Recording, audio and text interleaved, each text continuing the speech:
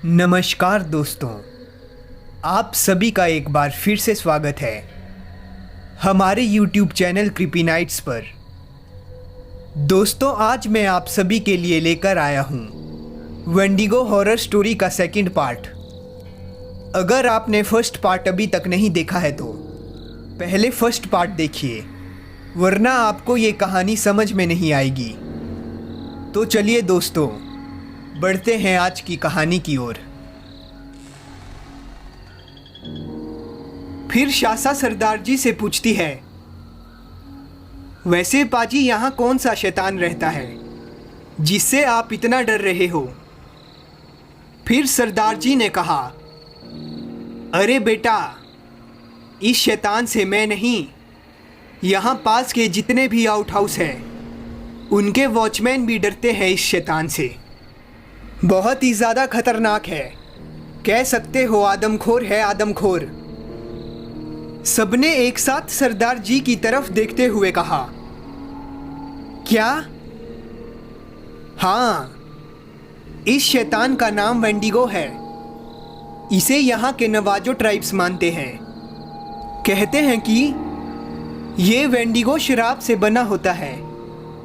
जैसे फादर ओझा तांत्रिक होते हैं, वैसे ही नवाजों में मेडिसन मैन होते हैं। जो मेडिसन मैन होता है उन्हें नवाजो ट्राइब्स के लोग शराब देके वेंडिगो शैतान बना देते हैं। इन वेंडिगो की भूख कभी भी नहीं मिटती है।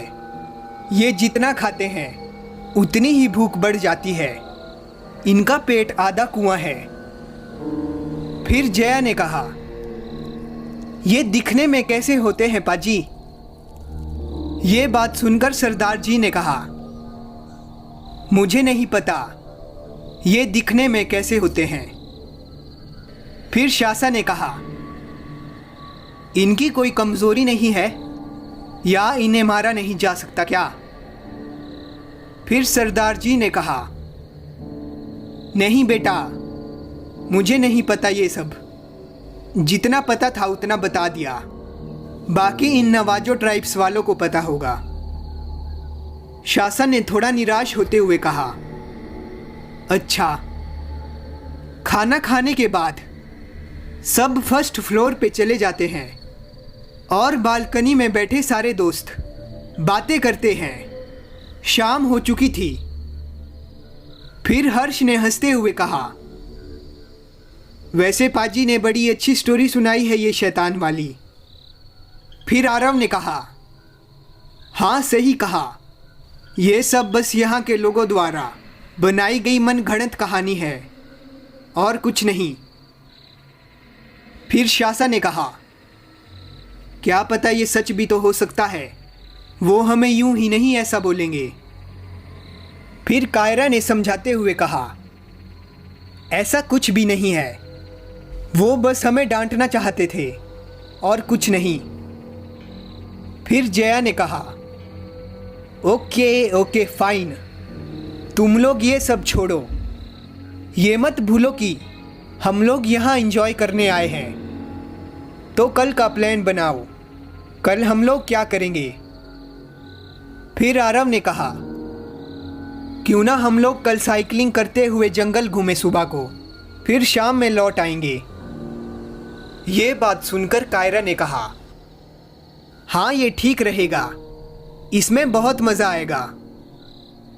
जया ने एक्साइटेड होके कहा, हाँ ठीक है, तो कल सुबह साइकिलिंग करके जंगल घूमेंगे पूरा दिन।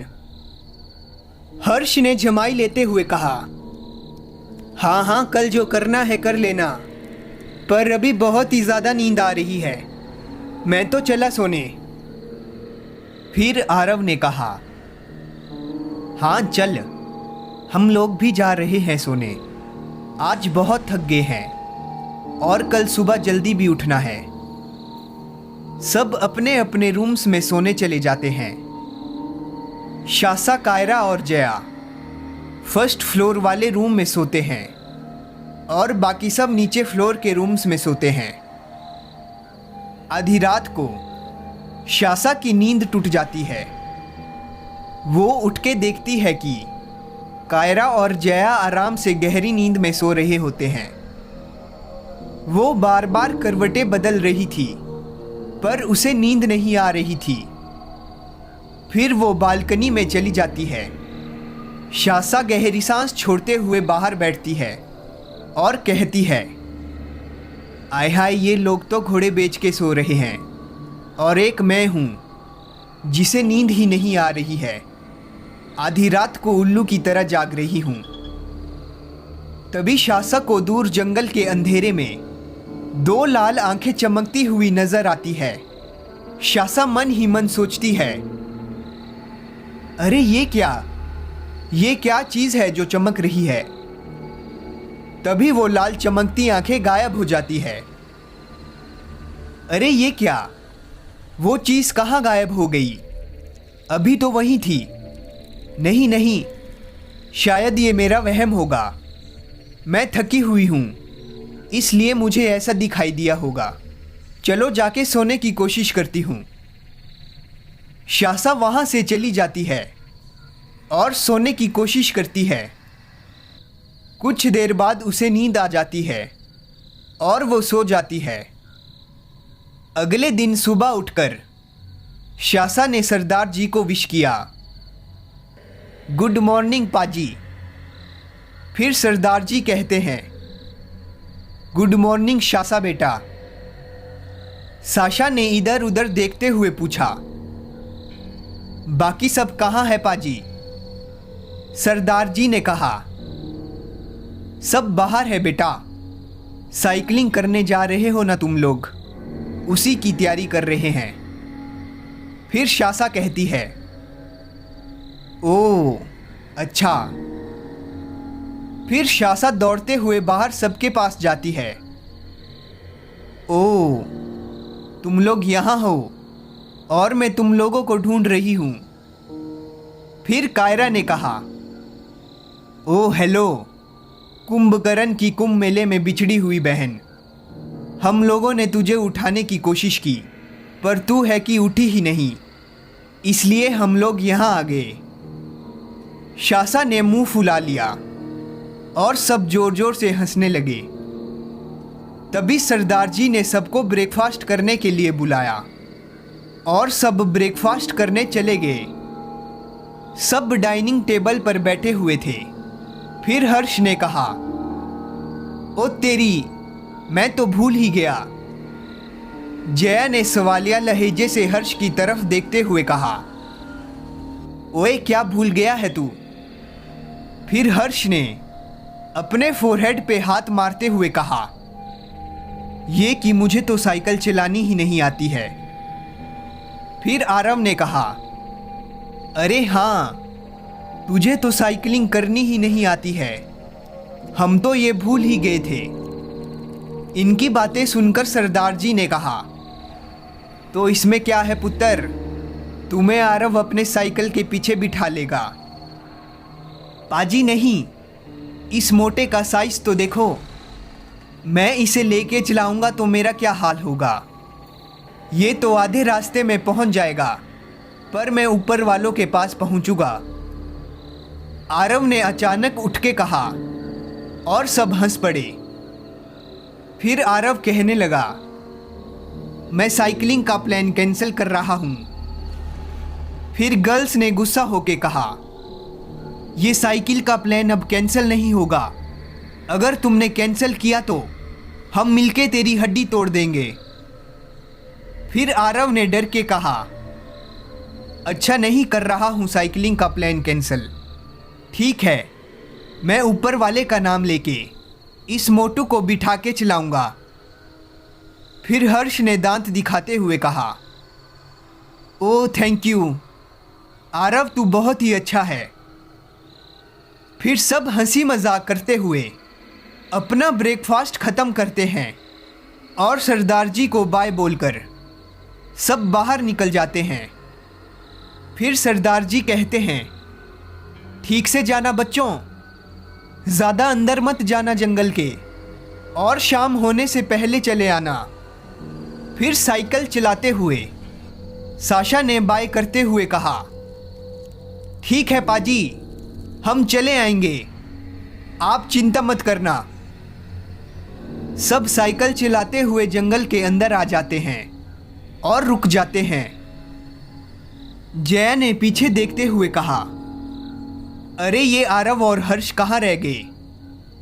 फिर कायरा ने कहा, पीछे ही होंगे, और कहाँ? तभी दूर से इन लोगों को आरव और हर्ष दिखते हैं। आरव हर्ष को पीछे बिठाते हुए साइकिल चला के आ रहा था। बेचारा आरव पसीने से तरबतर था और अपनी जीभ निकाल के हाँफ रहा था। फिर शासा ने कहा, हाय ये बेचारा आरव। कायरा और जया ने हंसी रोकते हुए कहा, हाँ सच में बेचारा है। फिर आरव ने हाँफते हुए कहा, अरे दोस्तों यहीं रुक जाओ और थोड़ा रेस्ट ले लो। मैं और इस हाथी को पीछे बिठाए नहीं चला पाऊंगा। यहीं सब लंच कर लेते हैं। सब वहीं मैट बिछा के लंच करने लगते हैं और वहीं आसपास घूमते हैं और शाम होते ही घर की ओर चल देते हैं। आउट हाउस में पहुंचते पहुंचते उन्हें रात हो चुकी थी। फिर सब लोगों ने डिनर कर लिया और लिविंग रूम में बैठे बात कर रहे थे और तभी शासा को किसी जानवर की दर्द भरी चीख सुनाई देती है। फिर शासा कहती है, तुम लोगों ने ये आवाज सुनी? आरव ने कहा, हाँ सुनी। ये कैसी आवाज थी?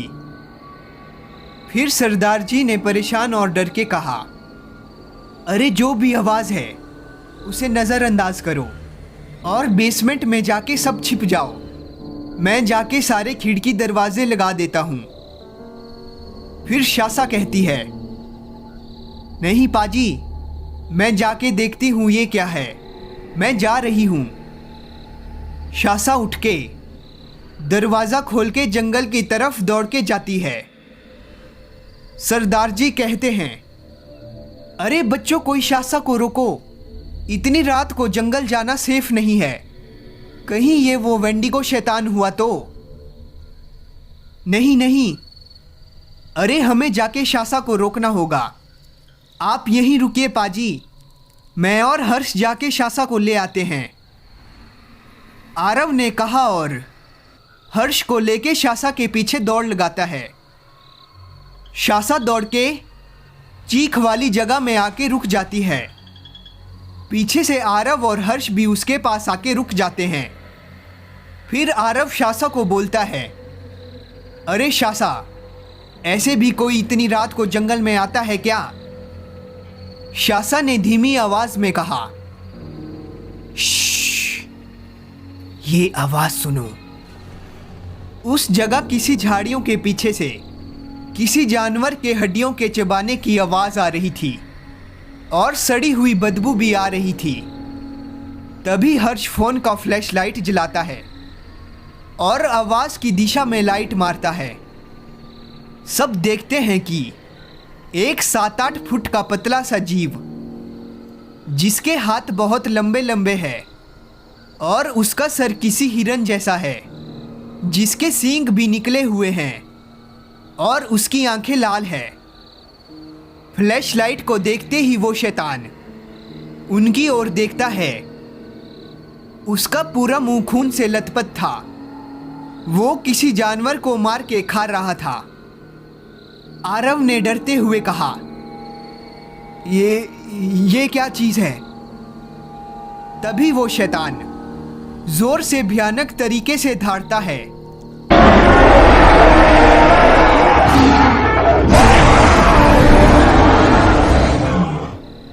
और उनकी तरफ बढ़ने लगता है। दोस्तों, अगर आप जानना चाहते हैं कि इन तीनों के साथ वेंडिगो क्या करता है, तो बने रहिए हमारे साथ। इस कहानी का अगला पार्ट भी बहुत जल्द आ जाएगा। तब तक के लिए हमारे चैनल को सब्सक्राइब करें और बेल आइकन को ऑल पर सेलेक्ट कर लें।